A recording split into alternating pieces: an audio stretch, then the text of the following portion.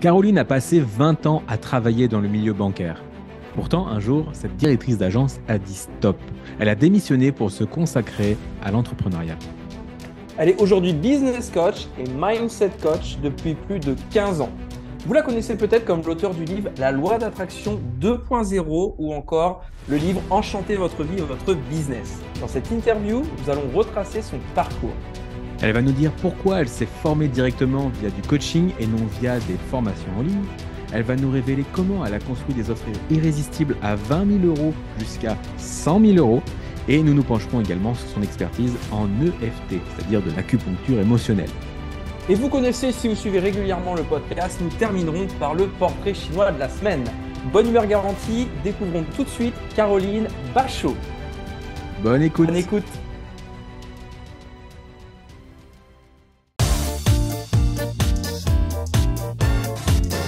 Vous savez, la plupart des entrepreneurs qui veulent se développer sur Internet se retrouvent souvent seuls face à leurs problèmes. Dans ce podcast, on vous partage nos meilleurs conseils, anecdotes et retours d'expérience afin que vous trouviez les meilleures idées pour vous développer tout en passant un bon moment. Je suis Meryl Camus. Je suis Christopher Cerceau.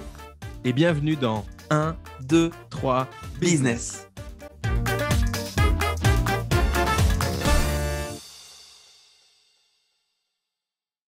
Ça va être top. Déjà, pour notre audience, est-ce que tu aurais l'amabilité, Caroline, de te présenter?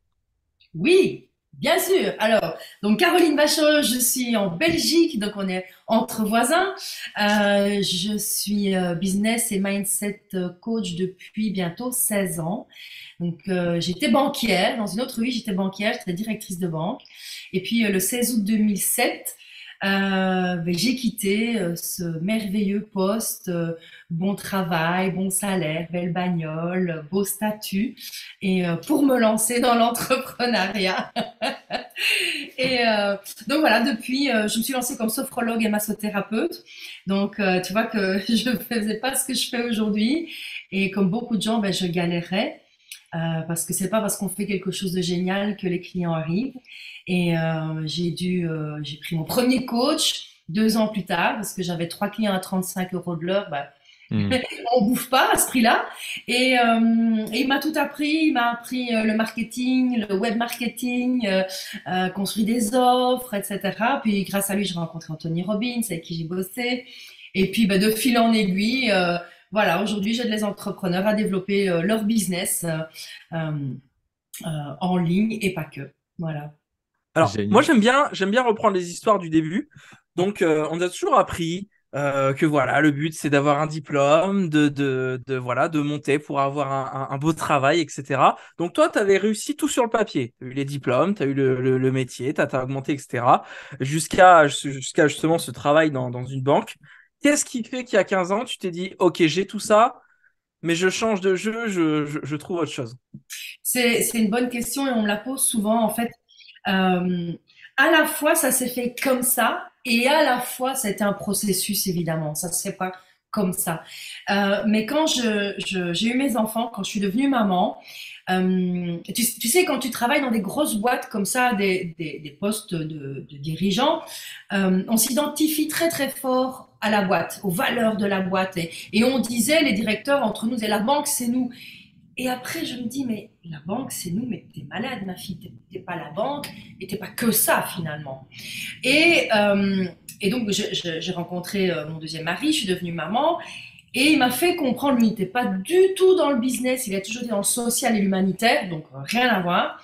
Mais il m'a fait comprendre qu'il y avait autre chose que la banque dans la vie.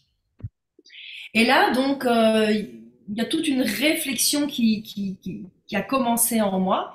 Et puis, si vous connaissez un peu les principes de la loi d'attraction, quand tu vibres plus trop pour quelque chose, l'univers il va t'envoyer dans une autre direction, pas toujours de manière agréable d'ailleurs.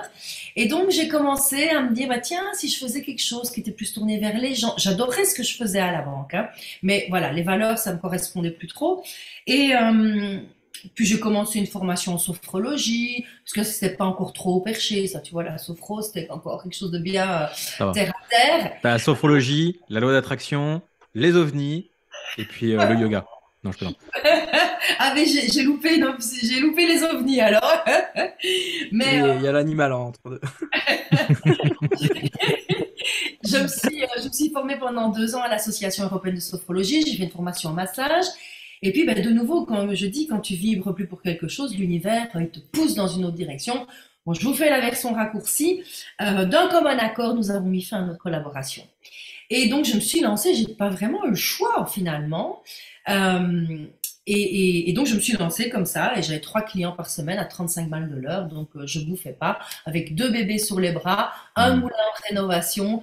Enfin, Un moulin en rénovation, t'as dit? ouais, ouais, on avait acheté un vieux moulin ici dans le Condro namurois du 17e et enfin rénover tout ça, enfin, c'était de la folie quoi. Mais bon, j'aime les challenges. Et, Faut bien faire tourner un business pour faire tourner le moulin, quoi. Voilà, le moulin va trop vite, mais là, il va jamais assez vite le moulin. nous, on brasse du vent, c'est pareil, hein, c'est le même Ah ben, métier. écoute, un grand industriel, vraiment un gars qui fait des millions et des millions et qui sait ce que c'est que l'entrepreneuriat dans le dur. Tu vois, il achète des usines, il les met en petits morceaux et il les revend à la pièce. Donc, il sait ce que c'est une usine, faire de l'argent et tout ça. Et moi, j'ai des coachings très, très, très, très, très haut de gamme.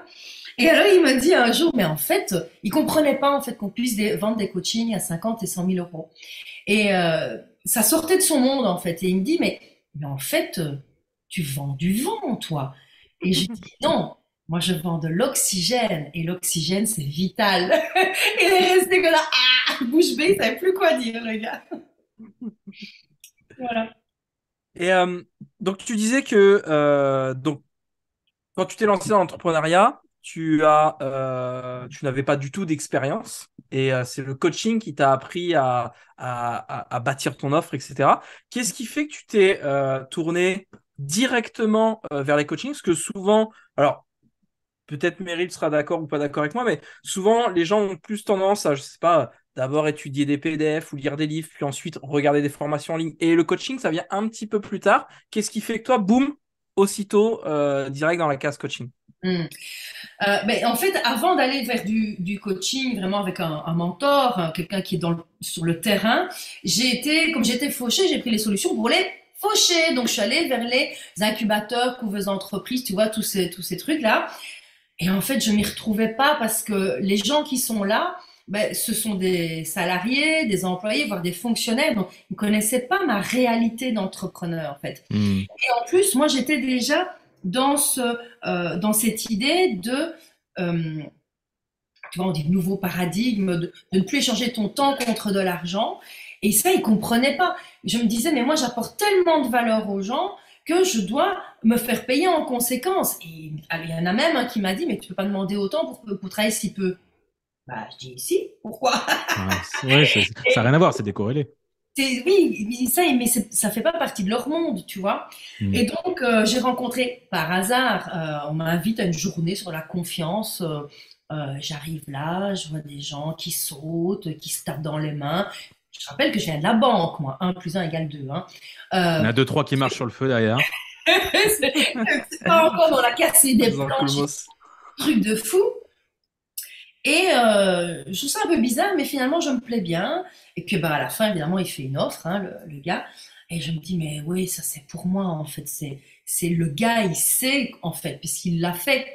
Et donc, mais c'était 6 000 euros. Donc, à l'époque, 6 000 euros, pour moi, c'était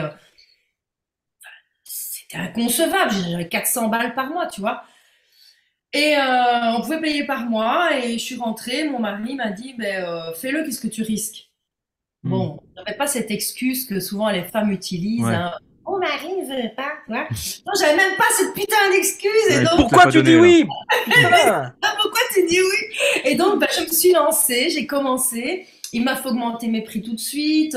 Enfin, voilà, ouais, ça a été vraiment le momentum, comme on dit. Et pourquoi je suis pas allée vers des formations, des PDF? Ben parce qu'il y a 15 ans, c'était pas encore comme aujourd'hui où il y en avait tellement que tu sais plus lequel prendre. Euh, et en Belgique, enfin, en francophonie, on va dire, il y avait vraiment pas grand-chose à l'époque, hein. Il y en a quelques-uns qui commencent à émerger, et encore, je pense à Sébastien Knight, des gens comme ça, mais et Ouais, encore, c'était à leur début. c'était le Donc, début. il n'y avait rien, en fait. Il n'y avait pas grand-chose. Et ton coach en question, c'était qui? C'était Rogers? Non, non, non, Le non, non. Belge? Non? Lui, il est passé après. C'était, comment est-ce qu'il s'appelait encore? Grégory Wispelard. Et je sais pas s'il fait encore ça aujourd'hui. Et ben voilà, ça m'a vraiment aidé.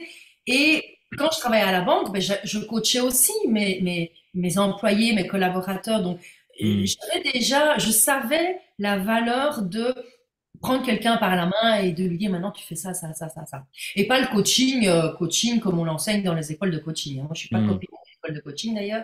Je pense que c'est une escroquerie, mais bon, ça c'est un autre sujet. Et hein, le fait de, ah ouais, le client, il a toutes les réponses en lui. C'est super intéressant. Justement, qu'est-ce qui te rebute dans l'approche du coaching aujourd'hui?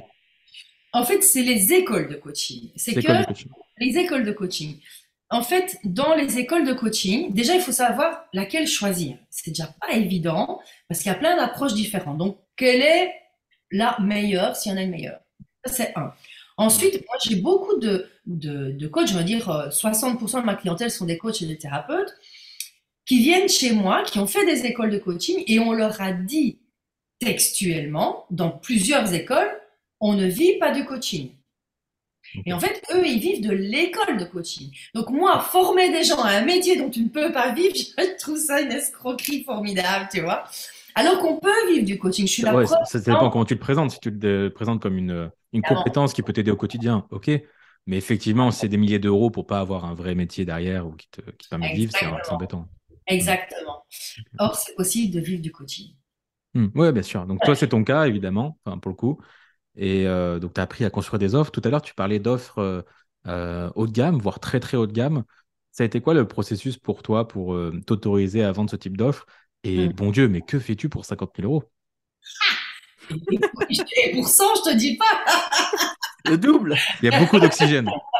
il y a beaucoup d'oxygène, bouche à bouche et tout, réanimation et tout, voilà. Ça, c'est un autre métier encore, mais on va se concentrer sur le coaching. C'est ça. En fait, en 2013, mon business tourne bien. J'ai 30-35 séances. Je travaille encore à la séance à ce moment-là par semaine, plus des séminaires le week-end. Je gagne très bien ma vie, mais je suis complètement épuisée en fait. Donc je me dis, qu'est-ce que je peux faire pour, bah, comme on dit maintenant, scaler le business, hein, continuer Mm. à faire progresser mon entreprise. Parce que je suis full. En plus, j'ai 2 bébés sur les bras, je rappelle quand même. Donc, et, euh, et donc là, me vient l'idée de faire des programmes. Alors, ce qu'on appelle aujourd'hui le high ticket, hein, bah, voilà, moi c'était en 2013, octobre-novembre 2013. J'étais au National Achievers Congress à Amsterdam et là j'ai rencontré Robert Kiyosaki que j'adore, j'ai encore un bouquin à lui là sur mon bureau. Les Brown, enfin je rencontre des gens mais extraordinaires et là ça shake dans ma tête et quand je reviens j'ai cette inspiration de proposer des programmes alors d'accompagnement où on va justement décorréler le temps passé par rapport à la valeur et au résultat que j'apporte. Donc je crée mes premiers programmes, je pense que j'étais à 6 000 € euh, si je me souviens bien au départ. Et Donc là, puis on est toujours en 2013, hein, c'est ça? en 2013, début 2014, que j'écris mon premier bouquin, l'attraction 2.0. Euh, et là, je commence à vendre des programmes et ça fonctionne à 5 000 à 6 000 €. Puis à un moment, je me dis, bon, on va passer à 10 000. Hein, bon, je vends à 10 000 et tout. Jusqu'en 2016, quelque chose comme ça, 15-16, où là, je crée mes programmes, 16, oui, 16, 16-17. Je crée mon programme phare à l'époque qui s'appelait Changement de cap, 20 000 € sur 6 mois. Et, euh, et puis, je crée un deuxième programme, Retrouver votre plein pouvoir, aussi à 20 000 € sur 6 mois. Je crée le programme pour écrire un livre, aussi 20 000 € sur 6 mois. Ça se vend bien et tout. Et puis arrive le Covid. Donc, il faut savoir qu'à ce moment-là, j'ai une grosse partie de mon business, c'est le coaching, mais j'ai aussi une grosse partie c'est les séminaires. Je donne beaucoup de séminaires, des conférences en présentiel. Donc tout ça, c'est mort, c'est fini. Donc je me dis, Caro, réfléchis, sois intelligente. Qu'est-ce que tu peux faire pour continuer de nouveau à progresser parce qu'on ne sait pas combien de temps ça va durer en plus ce truc-là. Donc je réfléchis parce que je suis très présente sur les réseaux sociaux, mais tout le monde est à la maison à ce moment-là. Donc j'attire énormément de nouveaux prospects que je convertis, sessions stratégiques, je vends les programmes à 20 000, mais comme des petits pains. Puis je me dis, mais là j'ai un gros problème parce qu'il faut délivrer. Donc je vends, mais après, quand est-ce que je vais les servir, mes clients? Donc, de nouveau, je réfléchis, et je me dis, ben, je vais créer des programmes encore plus haut de gamme. Mais comme moi-même, en 2020, j'étais plus la même personne qu'en 2015, en 2013, et encore moins qu'en 2007 quand je me suis lancée, parce que je me fais tout le temps coacher, je suis tout le temps formée, etc. J'avais acquis des compétences que j'avais pas à l'époque, donc mes accompagnements étaient beaucoup plus puissants. Et donc, j'ai lancé l'exclusive business coaching à 50 000 et le méga success coaching à 100 000 et j'en ai vendu. C'est sur 12 mois? L'exclusive, c'est sur 6 mois et le méga, c'est sur 12 mois. Ouais. Ouais. Et j'en ai vendu. Et je dis, c'est génial, en fait. Où est la limite? The sky is the limit, en fait. Alors, c'est sûr que des programmes à 100 000, j'en vends pas comme les programmes, je vendais à 20 000 comme des petits pains, mais c'est pas grave parce que ça me demande aussi à moi une concentration. Enfin, le niveau de coaching n'est pas du tout le même. Changement de cap, aujourd'hui, c'est pour des starters, tu vois. Voilà, c'est des trucs que je connais tellement que. Par contre, dans les autres programmes, c'est quand même des gens de niveau plus élevé. Donc, ça m'oblige à être meilleur, en fait. Ça oblige à élever mes standards. Et j'adore ça. C'est excitant, en fait. C'est toujours toi qui délivre le coaching. T'as pas une équipe de Là, coach. oui. Alors, l'année passée, enfin, quand j'ai créé en 2020 la Coaching Business Academy, il y a des coachings que j'ai payé des coachs pour les donner. Et puis, fin d'année ici, j'ai arrêté parce que bah, ils sont top, mais les gens, ils veulent moi, en fait, tu vois. Et la valeur perçue et délivrée quand c'est moi, bah, c'est pas la même que quand c'est quelqu'un d'autre que j'ai formé, même si c'est des super coachs. Hein. Donc, ton branding qui ouais, prend le ouais. dessus. On avait parlé avec Margot Klein il y a quelques semaines, justement, que les gens l'achetaient pour elle, pour son nom, pas forcément pour autre chose. Toi, c'est pour des C'est la synonymes. même chose. C'est la même chose parce que ce que je dis, mais il y en a plein d'autres qui le disent. David Laroche le dit, Piccinini, enfin toute cette bande-là, ils le disent. On les embrasse. On les embrasse, on les adore, s'ils nous écoutent. Non, je les adore. Mais la grosse différence, c'est que, look, je suis une femme. Et donc, il y a peu de femmes. Il y a Margot que j'adore, il y a Biba que j'adore aussi, mais il y a peu de femmes ici en francophonie qui sont de ce niveau-là, en fait. Et ça, c'est une vraie différence pour moi. Est-ce que tu vois autre chose pas dans ta aider 3000 différenciation? personnes en même temps. J'ai pas entendu les deux. on est trop stimulés, on a trop de questions à te poser. Vas-y, Chris. Non, je disais, puis en tant que coach, bah, tu ne peux pas aider 3000 personnes en même temps. Donc, bah, forcément, s'il y a déjà peu de coachs, il y a toujours, tant que la demande est inférieure à l'offre, ouais, ça m'étonne. Il y a de la place pour tout le monde et enfin, c'est ça que certains n'intègrent pas, c'est qu'il y a de la place pour tout le monde parce que c'est notre personne qui va faire la différence. Parce que ce qu'on dit, en plus, on le trouve gratuitement sur Internet ou dans des bouquins. Voilà, il n'y a pas une recette magique ou un secret du secret du secret du secret. Non, il y a des règles en business de toute façon. Mais ce qui va faire la différence, un, c'est la façon de transmettre le message. Deux, c'est l'énergie de la personne et ses compétences, bien évidemment. Et ils sont très compétents. Et on a chacun une petite différence. C'est que moi, je vais vraiment aller travailler, notamment avec l'EFT. Je ne sais pas si vous connaissez. Le tapping? Le tapping, voilà. Ça, c'est vraiment vraiment un talent chez moi où je vais comme de la chirurgie, en fait.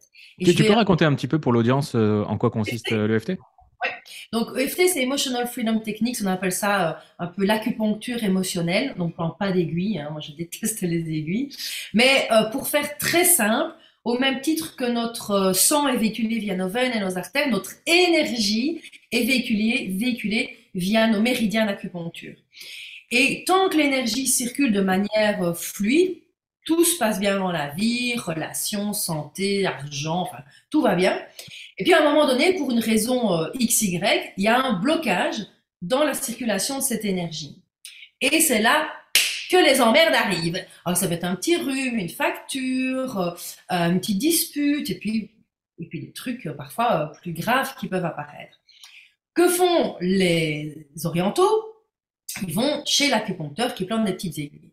Eh bien, l'EFT, c'est la rencontre finalement de tout le monde énergétique, hein, de travailler sur le système énergétique, les méridiens, et le monde occidental qui est plus mental, qui a besoin de verbaliser les choses, mais on sait que parler d'un problème ne résout pas un problème. Et donc l'EFT, c'est la rencontre des deux mondes, c'est qu'on va stimuler le système énergétique en tapotant sur des points d'acupuncture sur le visage et sur le torse, en étant focalisé sur un problème, en répétant des mots très spécifiques. Il faut être extrêmement spécifique, et c'est là où on voit la différence dans les praticiens.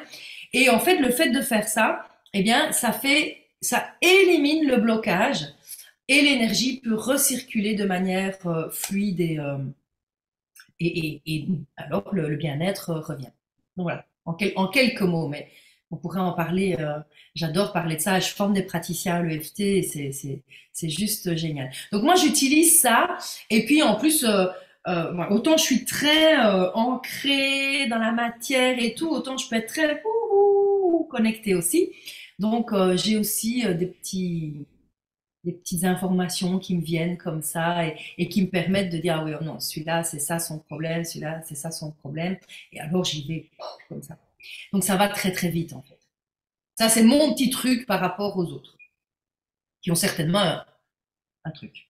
Et cette intuition que tu disais, c'est quelque chose qui est inné ou que tu as travaillé? Je pense, j'en sais rien. Je ne sais pas. La sophrologie, dans la sophrologie, il y a différents niveaux, et dans le 3e niveau, on apprend à développer notre intuition. C'est vraiment dans le 3e niveau. Est-ce que c'est mon intuition, ou est-ce que ça me vient je sais pas d'où ça vient en fait. Je sais pas. Je sais pas. Il y en a qui vont dire que c'est de la canalisation, d'autres qui vont dire que c'est de la médiumnité. J'en sais rien. Entre nous, je m'en tape. Ce qui est important, c'est que ça vient à un moment donné. Et le truc, c'est que quand quelqu'un vient, j'arrive à la voir, cette personne, dans son plus haut potentiel. Je connais le chemin pour l'amener là. Je connais les freins et les obstacles, et je sais les faire péter. Et ça, oui, j'ai développé ça au fur et à mesure. Et surtout, j'ai cette capacité à faire passer les gens à l'action. Je sais emmener les gens facilement avec moi. Et ça, on m'a déjà dit que j'avais ça depuis que j'étais toute petite. Déjà dans le bus, quand j'allais à l'école, il paraît que c'était comme ça. Moi, je m'en souviens pas, mais c'est d'emmener. Et on m'a dit, c'est dans ton nom. Parce que le bachot, bon, c'est le baccalauréat, mais c'est aussi un petit bateau. Et qu'est-ce qu'ils font les bateaux? Eh ben, ils emmènent les gens d'un point A à un point B. Et Caroline, ça vient de Charles, ça vient de charrette, carriole. Et qu'est-ce qu'elles font, les charrettes et les carrioles? Elles emmènent les gens d'un point A à un point B. Donc, ça devait être comme ça, c'était ma destinée. C'était soit ça, soit conductrice de bus. C'est moins sympa. Ouais, c'est moins sympa que pour champion. Donc ça c'est pas mal d'éléments différenciants. Au niveau de la promesse, qu'est-ce que tu promets à tes clients finalement pour qu'ils se disent, OK, je vais investir 20 000 euros sur moi et sur cet accompagnement, je vais avoir un retour sur investissement? Mais ça dépend en fait de ce qu'ils veulent en fait. Je vais leur promettre ce qu'ils veulent. C'est du sur-mesure? C'est du sur-mesure, ouais, c'est du sur-mesure. Maintenant, dans les programmes, parce que alors dans la Coaching Business Academy, j'ai un programme en ligne et de groupe, mais dans les accompagnements privés, que ce soit changement de cap, l'exclusive business ou le méga, j'ai mis des guidelines par rapport au chiffre d'affaires, mais en fait, c'est vraiment le mindset de la personne. Je veux dire, quelqu'un qui fait déjà 100 000 euros par an, mais qui a un mindset bullshit, aura des pâquerettes. je vais pas le mettre dans le programme à 100 000. Hmm. Parce que, parce que ce que je délivre là, ça rentre pas dans son esprit, là, maintenant. Il vaudra mieux passer par un changement de cap ou un exclusif. Donc, je mets des limites de chiffre d'affaires, mais c'est juste pour me donner une bonne raison de dire aux gens, tu es mieux là ou tu es mieux là. Donc, je vais leur promettre ce qu'ils veulent, en fait. C'est sûr que quelqu'un qui fait déjà 200 000 euros, ben, j'ai des clients ici qui avaient pris le méga success, donc celui à 100 000, ils ont, la nana, sont en Normandie, je les embrasse s'ils m'écoutent. La nana, elle vient me trouver, elle vient de se lancer, elle a fait 15 000 euros l'année avant de chiffre d'affaires, donc rien. Et elle me dit, je sais que c'est toi, je veux que tu me coaches et je prends ce programme-là. Donc, elle rentre pas dans les critères de chiffre d'affaires pour ce programme-là, mais elle a un tel mindset, truc de fou, quoi. Cette femme-là, je l'admire, Mélanie, incroyable. Avant de bosser avec moi, elle était cadre dans une très très grosse boîte d'automobile.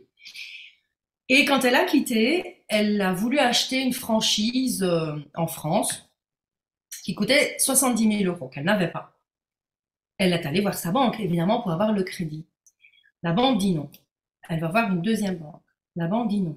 Elle va voir une troisième banque. La banque dit non. Ah, ces banquiers, c'est un fléau. Tous des voleurs. Bon. Mais vous savez combien de banques elle a fait avant d'avoir un oui? C'est un truc de fou. Elle a fait 8 banques.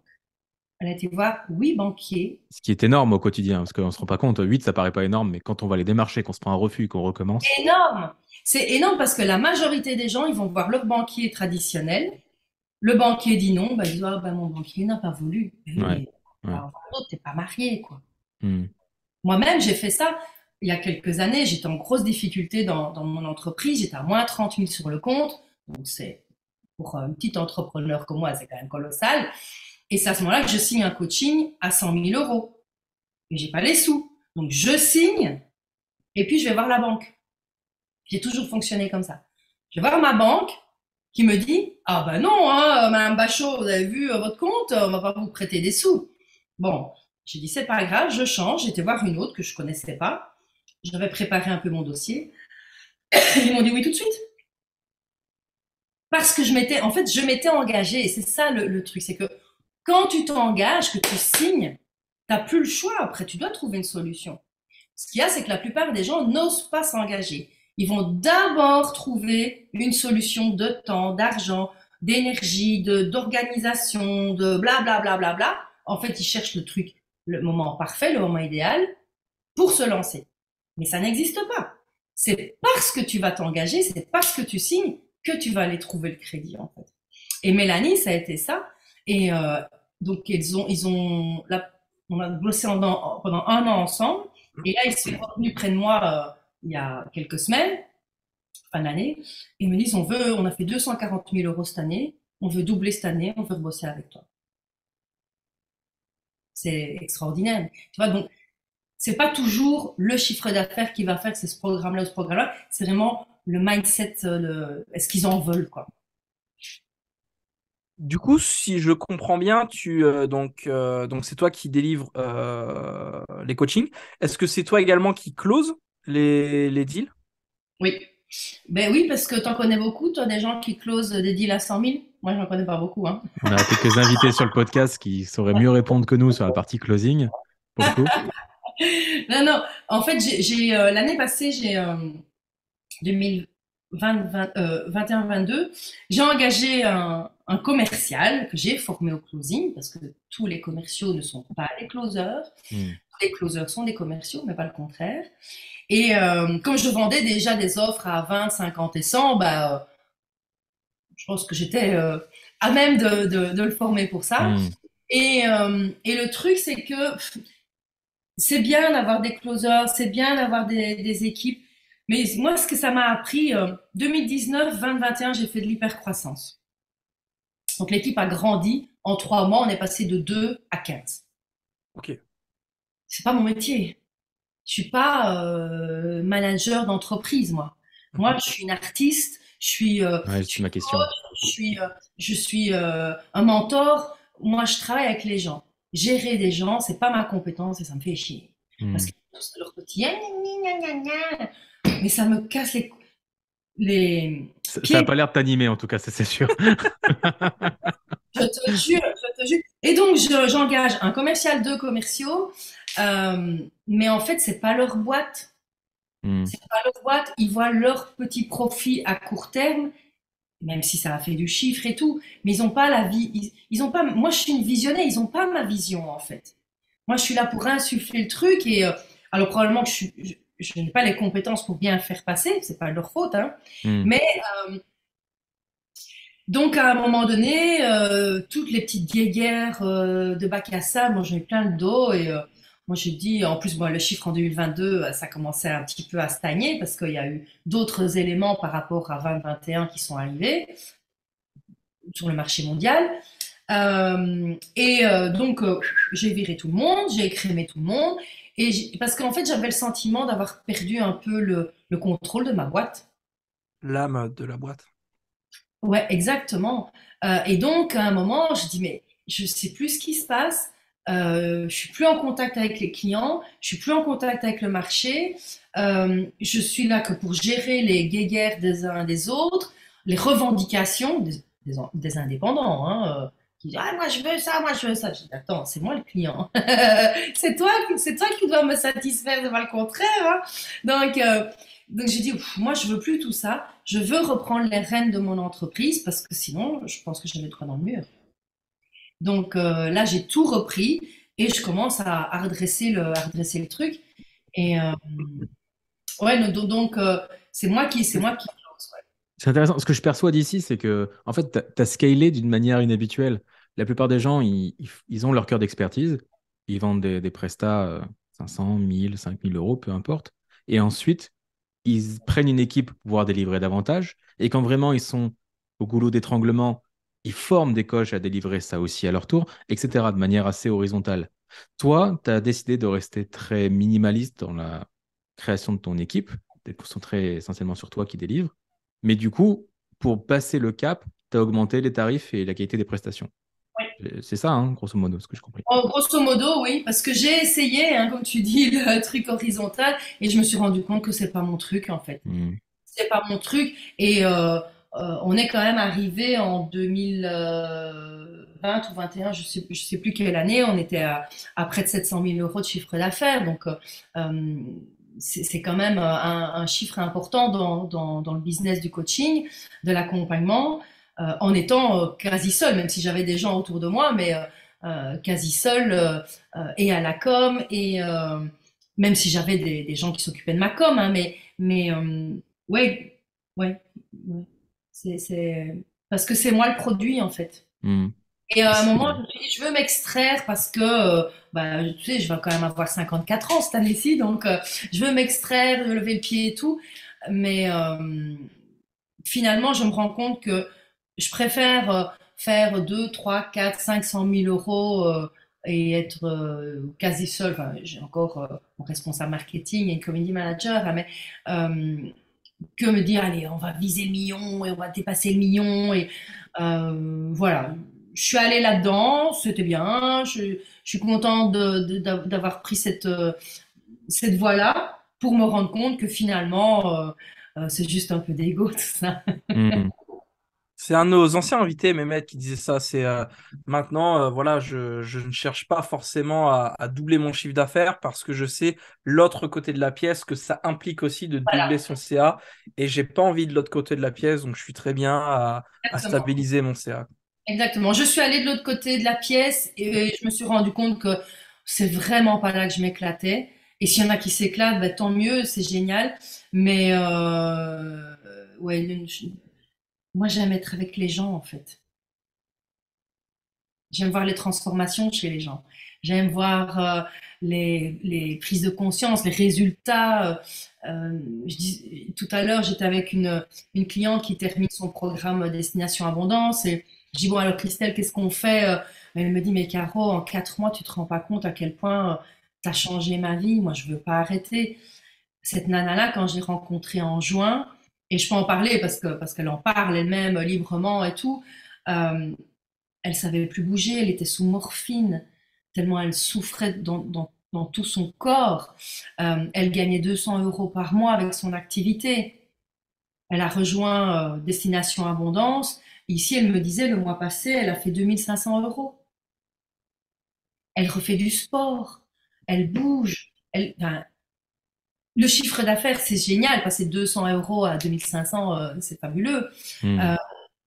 Mais c'est la transformation humaine, en fait. Sa vie, elle prend plus de morphine.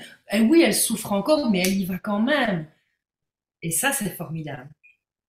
Ça, c'est formidable. C'est pour ça qu'on fait ce métier, en fait. En tout cas, c'est pour ça que je vais pas parler. C'est pour ça que je fais ce métier, en tout cas. J'aime beaucoup cette approche. En storytelling, je parle souvent des deux voyages du héros, à savoir que le premier voyage, c'est je passe de 200 euros par mois à 2500, c'est très bien. Mais le vrai voyage le plus important, c'est la transformation sous-jacente, à savoir je passe d'une morphine à pas avoir confiance en moi à être une nouvelle personne. C'est ça qui est Oui. beau. Et des histoires comme ça, je pourrais t'en raconter, mais des centaines. C'est... Oui, Il y une en business tour, c'est bien, mais la personne qui se transforme, c'est extraordinaire. il y en a une qui m'intéresse avant qu'on arrive sur la fin de cette interview, c'est la partie des séminaires. Comment est-ce que tu es venue à donner des séminaires, Caroline? Parce que j'aime transmettre, en fait. Ma maman était institutrice et je rêvais d'être institutrice.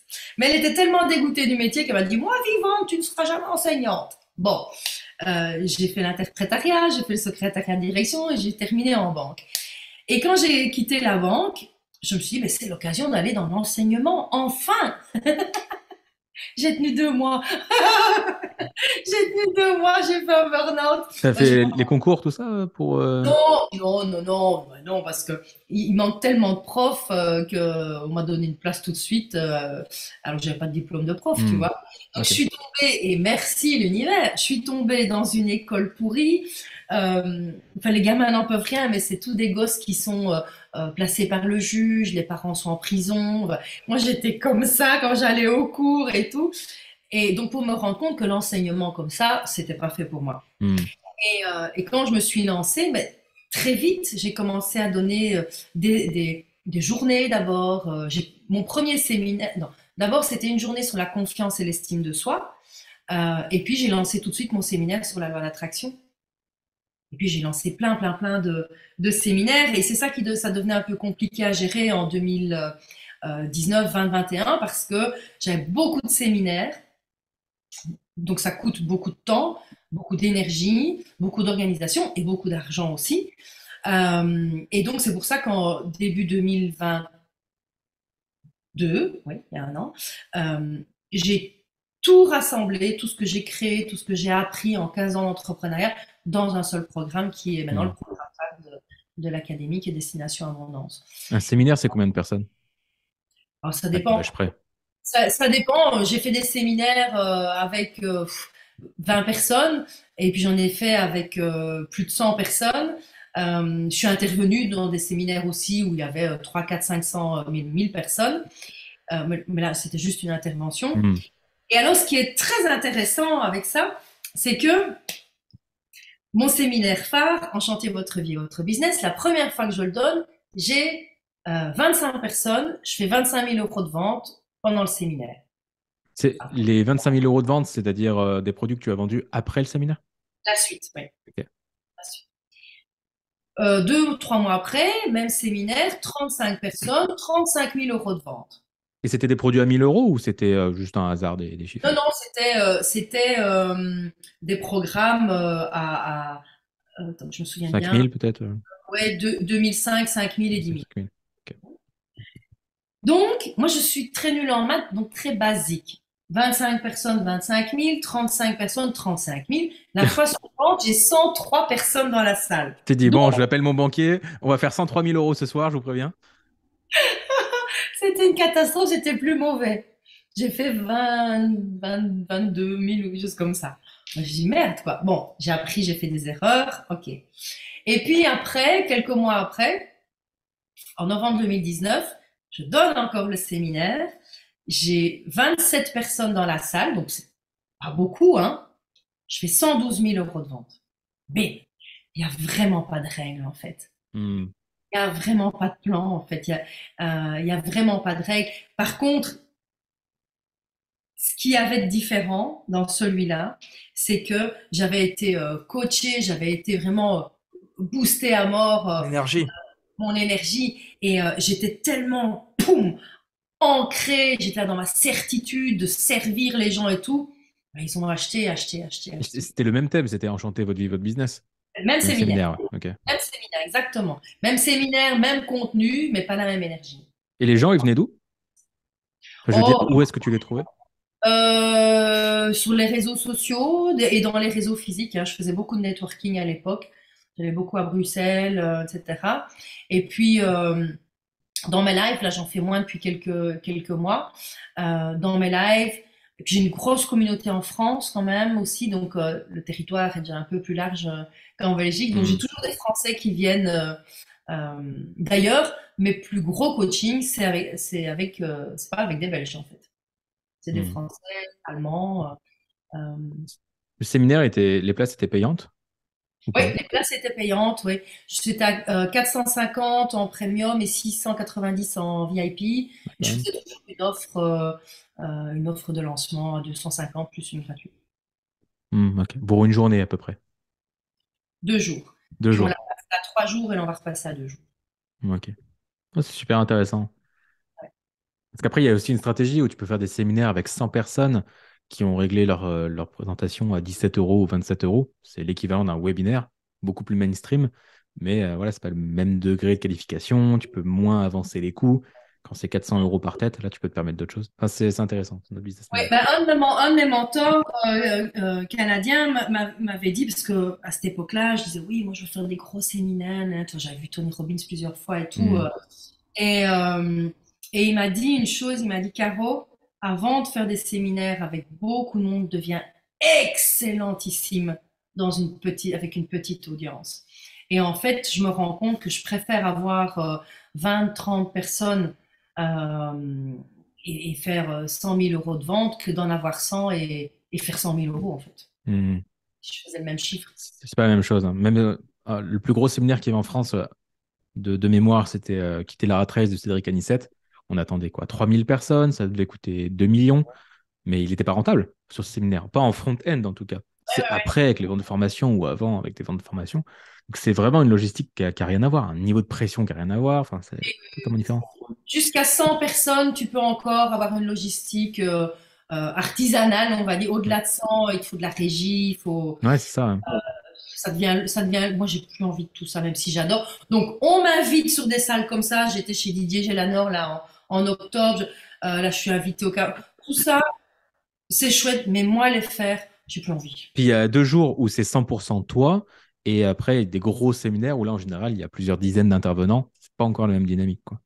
Enfin, je veux dire, d'un point de vue de l'hôte, entre 2 jours où c'est que toi, les gens viennent que pour toi, et 2 jours où toi, tu interviens 1 heure et après, c'est que des intervenants, c'est pas pareil du tout. Non, non, non, il faut gérer tout ça parce que les intervenants, il faut courir après. Nous, dans Destination Abondance, tous les mois, on invite un guest qui vient coacher nos membres. Ben, il faut courir derrière eux pour Hmm. avoir la photo, le truc. C'est beaucoup aussi de travail, hein. Tes livres, tu les sors avant ou après la création du séminaire? Mes livres, Ouais, je pense par exemple à Enchanter votre vie et votre business. Donc, c'est le même nom que ton séminaire. J'en j'ai, déduis que c'est à peu près le même contenu. oui. Lequel Euh, est arrivé en premier, c'est ça? lequel est arrivé en premier? Le séminaire. Ok, ouais, Le c'est logique. séminaire. Et puis après, ben, je suis partie, comme pour le premier, je suis partie au Club Med pour, euh, pour l'écrire. Et donc, bah, tout mon contenu était là. J'ai fait des copier-coller. Puis j'ai un petit peu brodé. Et voilà. Ok. Christopher, est-ce qu'on sort la spéciale? Je pense que Caroline est prête pour la spéciale. On a l'habitude de ponctuer nos interviews avec un petit jeu qui est le portrait chinois. Tu connais certainement. Donc, on a une petite dizaine de questions sous le coude. On va te les poser. Tu réponds de manière succincte ou alors plus complète. C'est toi qui le sens. Et on démarre avec la première question qui est Caroline, si tu étais un animal. Un animal, je serais un cheval. Un cheval. Si tu étais un végétal. Un végétal, une carotte. C'est une C'était carotte. ultra spontané, c'est magnifique. Tu me demandes au tac, moi, du tac au tac. Si tu étais un livre Ah bah le mien, loi d'attraction 2.0, attends. de fiction, Ah, je ne lis pas souvent des livres de fiction, mais un que j'ai bien aimé, que j'ai lu plusieurs fois, c'est Fifty Shades of Grey. allez, ça marche. Oh, c'est la première fois qu'on l'a sur podcast. Je suis ravi qu'il sorte. Même Très bon Tony bouquin Robbins de. derrière se dit si tu étais un plat à déguster, Voilà, vous me prenez par les sentiments, les garçons. Un plat à déguster, mais j'aime tout, moi. Un plat à déguster. Cheese and wine. Fromage, vin rouge. Ça, c'est quand même. So Frenchy. Bah oui, pour une Belge. Si tu étais un film, Bohemian Rhapsody. Je suis fan de Queen depuis que j'ai 14 ans. Donc, mais il y en a plein d'autres que j'aime. Midnight Express, ça a été un film que j'ai adoré quand j'étais euh, jeune adulte, ado. Ouais, plein de films. Midnight Express avec un train? Non, Non, pas du tout. en fait, c'est un gars que je me souviens de l'histoire qui se fait arrêter. Il transporte un peu d'hashish en Turquie ou enfin, je sais plus quel pays. Et il se fait arrêter juste avant de monter dans l'avion. Et donc, il commence à pourrir dans une prison. Terrible film. Et la musique, la bande-annonce, c'est waouh. Et il finit par s'évader. Donc, c'est un film qui m'a marqué. Ça. Caroline, si ce soir tu pouvais dîner avec n'importe quelle personne sur Terre, de vivant ou de mort, qui choisirais-tu et pourquoi? Tu peux parler de ce que tu veux avec la personne. Oh, oh, il y en a tellement. Euh, Je peux faire un à l'entrée, un au plat, un au dessert. On me dit dans l'oreillette, deux maximum. C'est entrée plat ou plat dessert. Je suis gourmande, c'est les moi. seuls menus qu'on a. On n'a pas encore scalé le restaurant. Alors, je pense que ça serait Freddie Mercury. Je l'ai vu une fois en concert. Ça, c'était quand même top. Euh, Ah bah je prendrais les deux que j'ai vus en concert et qui sont morts. Et il y en a plein qui sont jaloux de moi à cause de ça. Freddie Mercury et Michael Jackson. C'était mes deux Ouais. idoles. Je les ai vus tous les deux. Et j'adorerais passer la Je soirée suis avec eux. pas mal jaloux parce que j'avais les places pour l'O2 à Londres. Ah ouais? Ouais, ouais. Et puis il est décédé entre-temps. Ça devait être incroyable. C'est lequel que tu as vu de tour de Michael Jackson? C'était quand Lady Di est morte là. Je sais plus en quelle année c'était. Dangerous Tour? Ah non, Lady Di, c'est 97, donc c'était History. History Tour. C'est Ouais. possible.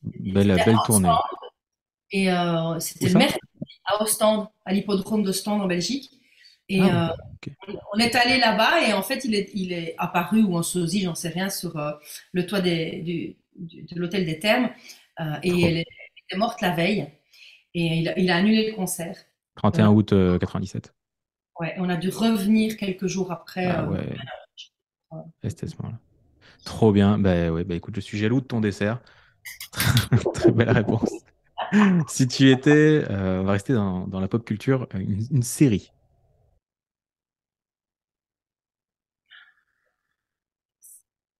Ah, il y a une série que j'adorais, c'était Friends. Ça, j'étais un peu accro. Et j'ai été accro à Esprit criminel, mais après j'étais tellement mal en regardant cette série que j'ai arrêté. Euh, Il y en a une que j'ai dévorée là dernièrement sur Netflix. J'ai oublié le nom. Je suis assez série, ouais. J'aime bien les séries. Et tu es quel personnage de Friends?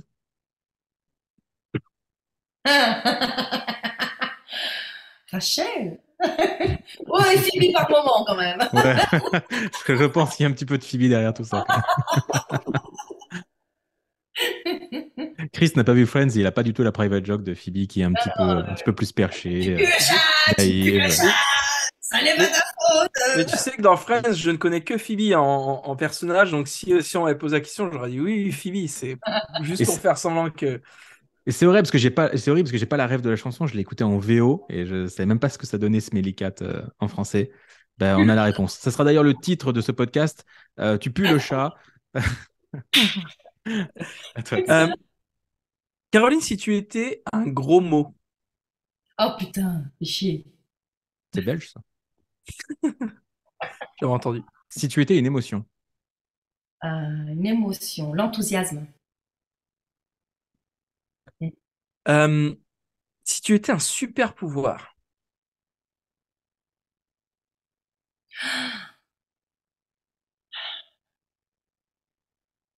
Super. Hum, Oh là là là là. Si j'étais un super pouvoir. Je serais le génie d'Aladin, comme ça je pourrais exaucer 3 vœux. c'est malin. 3 vœux pour toi ou 3 vœux pour Oh d'autres bah pour personnes? moi d'abord, je vous aime bien, mais je me préfère, hein. Attends. Vœu numéro un, je veux vœu illimité. Voilà. Voilà, c'est bon.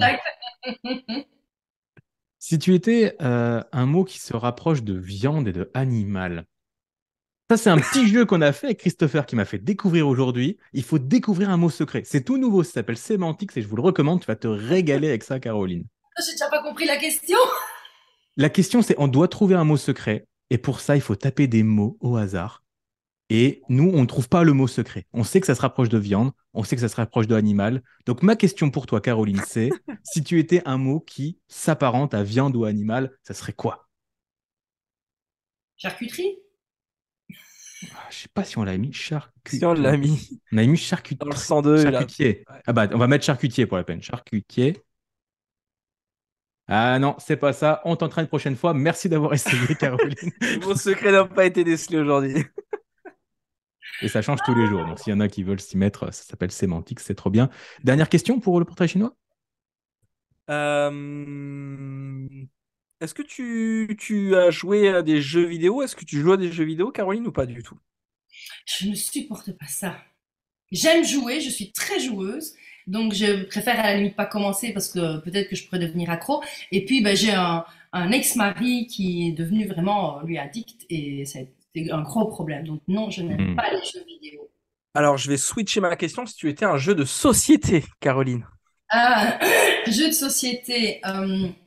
Oh, j'en ai découvert un que j'adore, que je l'ai acheté en triple exemplaire d'ailleurs. C'est Shabadabada. Et ouais, je suis j'ai une très bonne mémoire musicale dans les blind tests. Ah ouais. Ok. J'adore. Et en fait, tu pêches un mot comme ça et tu dois chanter une chanson qui contient ce mot. Et puis l'autre équipe doit chanter et c'est jusqu'à ce qu'on trouve plus, ben, celui qui perd, enfin celui qui gagne a le point. Et ça j'aime vraiment bien. J'ai joué beaucoup au Monopoly quand j'étais petite avec ma sœur, mais je m'arrangeais toujours pour qu'on se fâche parce qu'elle trichait et comme ça je pouvais me lever et c'est elle qui devait ranger Hmm. le plateau. Ouais, je suis pas trop jeu de société, mais ouais. Les blind tests, ça par contre j'adore. Ah bah, blind test, on valide. Génial. Merci pour ces réponses, Caroline. Merci pour le temps que tu as partagé avec nous. C'était un plaisir de découvrir ton univers. On peut te Merci pour ton retrouver, énergie également. Merci pour l'invitation, c'était un plaisir. on peut te retrouver sur tes sites, donc caroline-bachot.com et sur le coachingbusinessacademy.io. De toute façon, les liens sont en description, donc les invités ne seront pas perdus. Est-ce qu'on est bon, Christopher, là-dessus? Oui, donc voilà, bah, si Caroline vous a plu, bah, n'hésitez pas à aller faire un petit tour sur dans son univers. Et bah, voilà, comme d'habitude, hein, si pareil l'épisode vous a plu, n'hésitez pas à mettre un commentaire pour nous dire ce que vous avez pensé de Caroline. Et puis, comme tout célèbre YouTuber qui se respecte, le petit like, le petit abonnement. Merci d'avoir été présent parmi nous aujourd'hui, les amis. Merci, Caroline. Merci à vous, c'était un vrai plaisir. C'est la première fois que je fais ça à 3. Enfin, si je puis me Ça sera également le titre de l'épisode. Ce sera le titre de la miniature, sa première fois à 3, Caroline Bachot. Magnifique.